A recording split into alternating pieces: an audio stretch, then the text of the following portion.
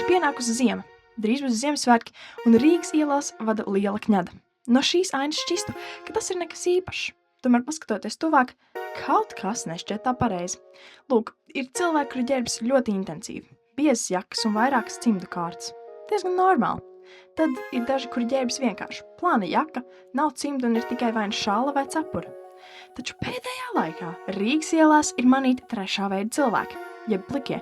Tie ir cilvēki, kuri ģērbjas it kā būtu vasaras vidus. Par viņiem zināms nav nekas. Kas ir viņu noslēpums?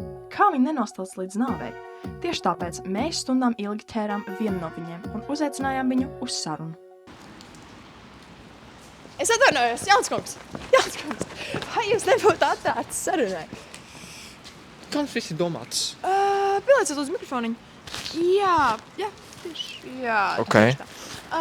Šis ir tāds pētnieciskais sižets par cilvēkiem, kas staigā par Rīgas ielām pliki, tātad tieši par jums. Pliki? Es neesmu pliks. Man krekus, man šorti. Kāds būtu pliks?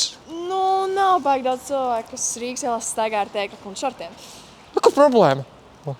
Jums nav augsts, jūs neko neapsaldējat? Jaunkurtīgi, ko jūs neņirgājaties? Ir -4 grādi, jums tiešām nav augsti. Viņš iet grāvi pārāk silti. Augstāk palikt tikai pie -20 grādiem.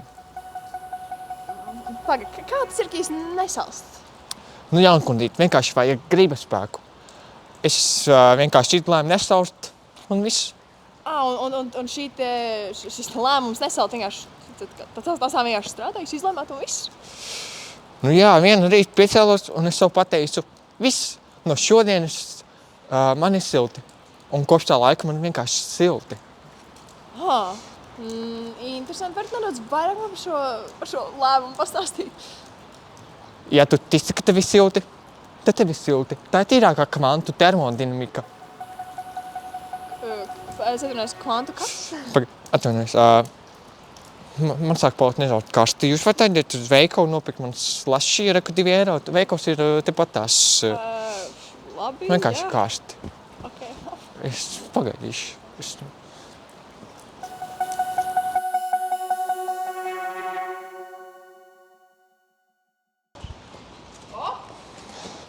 Tad beidzot.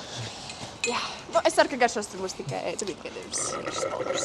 Vispār, man bija jautājums, kamēr es gāju pēc šī dzēriena. Kāds ir jūsu vārds? Olafs Diemītis. Okay. Jūs izbaudiet savu dzērienu.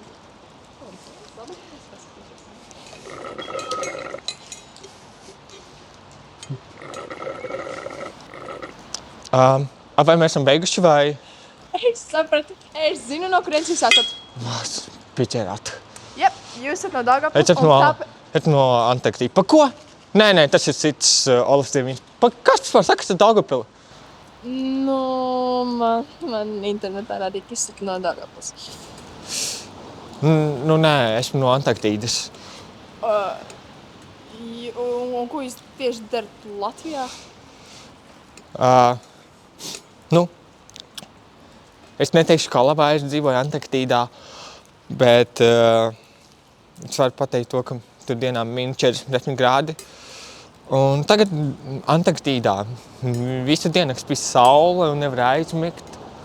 Un kā arī es neesmu svinēt Ziemassvētkus, un tā kā esmu dzimis Latvijā, nolēmu šeit atgriezties. Un tātad, kamēr jūs dzīvojāt Antarktīdā, jūs pielāgojāties laikapstākļiem? Es minēšu. Un tāpēc jums nav augsti. Tieši tā! Atrisinājāt! Pasaules lielākais noslēpums ir atklāts! Ko man šis viss ir pierēbies. Es atbraucu Latviju, jo gribēju baltus, stilīgus, foršus Ziemassvētkus, kādi gribēju apciemot Ziemassvētku tirdziņu. Taču tas viss ir pilnīgi pretēji. Te nav nekāda balta Ziemassvētku, te tikai kaut kā sūda, slapi trančs, un man visu laiku raida ārā no Ziemassvētku tirdziņa. Jūs uzskatāt, ka esmu kaut kāds psihopāts, man izskatos pēc kaut kāda psihopāta. Kaut kādas... Apkustiet! Es netiešu Latvijas laikapstākļus. Lietuvā ir augstuma foršs snieteņš, Igaunijā tāpat Latvijā. Tieši tāpat kā viss šeit saka, pilnīgi cits klimats. Tieši tāpēc mums tā valdība kaut kāds pēdējais mērsurs. Jo viņi kontrolē to klimatu. Es labāk došos Somiju, kur ir normāls augstums, normāli minus un sniediņš, un es pat apmienošu Ziemassvētku vecīs viņas ciemā. Labi, paldies par... Paga pie viņa palicis mikrofons? Nē, es viņam neiešu pajautāt. Pie viņa palika? Jā, lai viņam paliek vienkārši. Brain freeze!